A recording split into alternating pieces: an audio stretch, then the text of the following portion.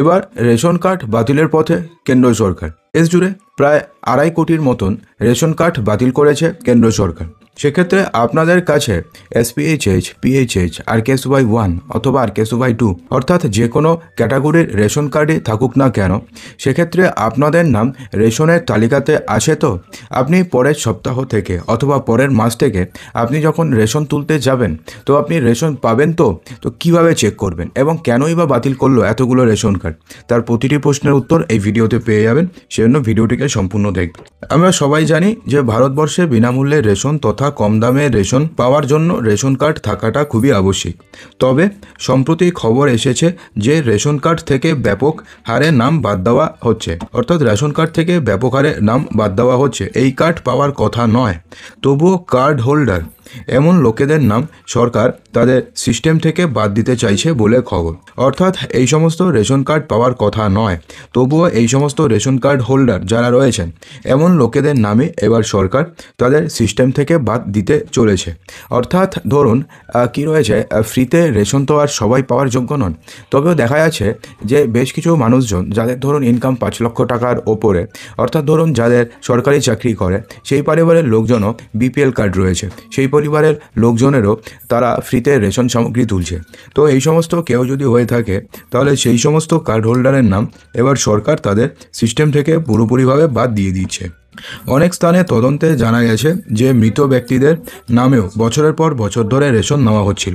অর্থাৎ এমনটা তো প্রায় দেখাই যায় যে ব্যক্তি মৃত হয়েছে তবুও তিনি রেশন কার্ড স্যারেন্ডার করেননি, অথবা তিনি ভোটার কার্ড স্যারেন্ডার করেননি, এমনটা তো অনেক হয়েছে।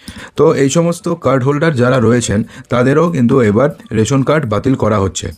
এইসব বন্ধ করার জন্য যাচাইয়ের করণ প্রক্রিয়া জোরদার করা হয়েছে এবং অযোগ্য কার্ডগুলো ক্রমাগতভাবে বাতিল করা হচ্ছে। অর্থাৎ অযোগ্য যে কার্ডগুলো রয়েছে সেই সমস্ত কার্ডগুলোকে ক্রমাগতভাবে বাতিল করা হচ্ছে এবং যাচাইকরণ প্রক্রিয়া আরও জোরদার করা হচ্ছে। অর্থাৎ এমনটা নয় এখন থেকে নতুন যে সিস্টেমটি চালু করতে চলেছে তার ফলে যেই সমস্ত অযোগ্য রেশন কার্ড হোল্ডার রয়েছে সেই সমস্ত রেশন কার্ড হোল্ডারদের নাম কিন্তু অটোমেটিক্যালি এবার বাদ পড়ে যাবে। এছাড়া যে সমস্ত মৃত রেশন কার্ড হোল্ডার রয়েছেন সেই সমস্ত নামও বাদ পড়বে। দেখুন এখানে বলা আছে যে গত কয়েক মাসে সরকার বিনামূল্যে রেশন যোজনা থেকে প্রায় 2.25 কোটি নাম সরিয়ে দিয়েছে। অর্থাৎ দেখুন প্রায় 2 কোটি নাম বাদ চলে গেছে রেশনের সুবিধা থেকে। অর্থাৎ এই সমস্ত মানুষজন আর ফ্রিতে রেশনের সুবিধা পাবেন না। এই সমস্ত পদক্ষেপ তাদের বিরুদ্ধেই নেওয়া হয়েছে যারা প্রকল্পের জন্য প্রয়োজনীয় মাপকাঠিতে কোনোভাবে ফিট নন। মন্ত্রকের আধিকারিকদের মতে সুবিধা কেবলমাত্র সঠিক মানুষের কাছে পৌঁছানো উচিত। তাই এখন প্রতিটি রাজ্যে রেকর্ডগুলো পুনরায় যাচাই করা হচ্ছে যাতে প্রকৃত অর্থে রেশন শুধুমাত্র যাদের প্রয়োজন তারাই যেন এই প্রকল্পের সুবিধা পায়। এটাই এবার দেখতে চলেছে কেন্দ্র সরকার।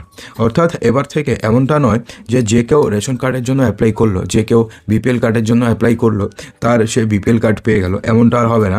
এবার থেকে কি হবে, এক্সিস্টিং যে সমস্ত কার্ড রয়েছে বা এক্সিস্টিং যে সমস্ত ধরুন PHH, SPHH কার্ড রয়েছে সেগুলোকে পুনরায় যাচাই করা হচ্ছে এবং দেখা হচ্ছে যে যাদের কাছে ওই কার্ডগুলো রয়েছে তারা কি প্রকৃত অর্থেই তাদের ফিনান্সিয়াল কন্ডিশন ওই রকম, নাকি তারা ভুলভাবে তারা রেশন কার্ড বানিয়েছে অথবা কোনো ভুল ইনফরমেশন দিয়ে তারা রেশন কার্ড বানিয়েছে। যদি এমনটা হয়ে থাকে তাহলে সেই সমস্ত রেশন কার্ডও আগামী দিনে বাতিল হতে চলেছে।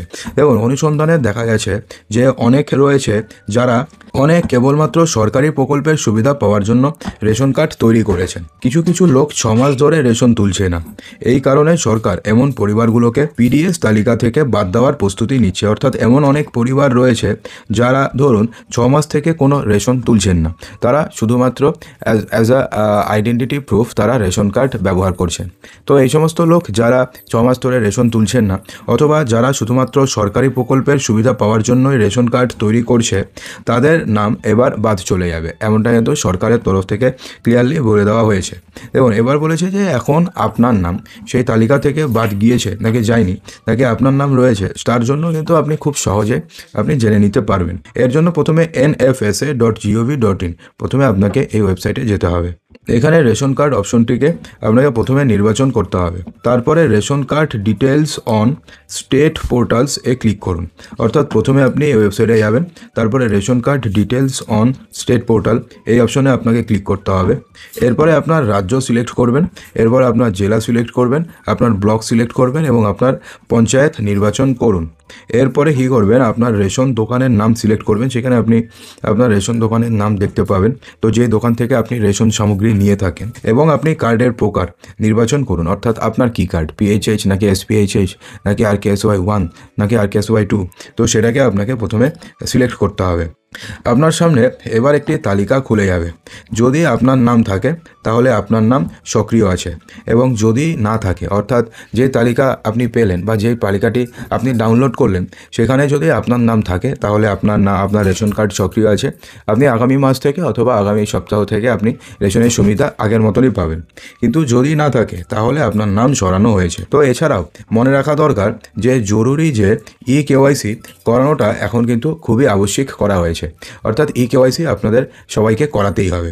যে কার্ডগুলোর EKYC আপডেট করা এখনও পর্যন্ত হয়নি সেইগুলোই সবার আগে নিষ্ক্রিয় করা হবে বলে খবর।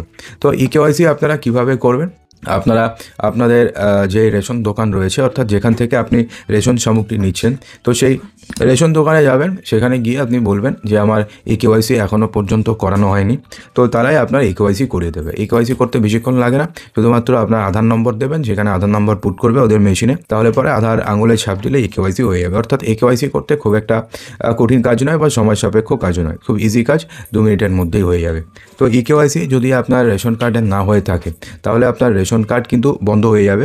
এছাড়া যদি আপনি 6 মাস থেকে আপনি কোনো রেশন কার্ডের সুবিধা না নিয়ে থাকেন, অথবা আপনি ধরুন এমন যে 5 লক্ষ টাকার উপরে আপনাদের ইয়ারলি ইনকাম রয়েছে, আপনারা ITR ফাইল করেন, অথবা ধরুন আপনাদের বাড়িতে গাড়ি রয়েছে, অথবা ধরুন গ্রামে বাড়ি থাকলে আপনাদের ট্র্যাক্টর রয়েছে, তো আপনি যদি এই সমস্ত আপনাদের বাড়িতে থাকে তাহলে আপনারা ফ্রিতে রেশনের যোগ্য নন। অর্থাৎ সেক্ষেত্রে আপনাদের বাড়িতে APY রেশন কার্ড থাকবে, তো সেক্ষেত্রে কিন্তু সেমনটা হবে না, তাহলে পরে আপনাদের রেশন কার্ড বাতিল হয়ে যাবে।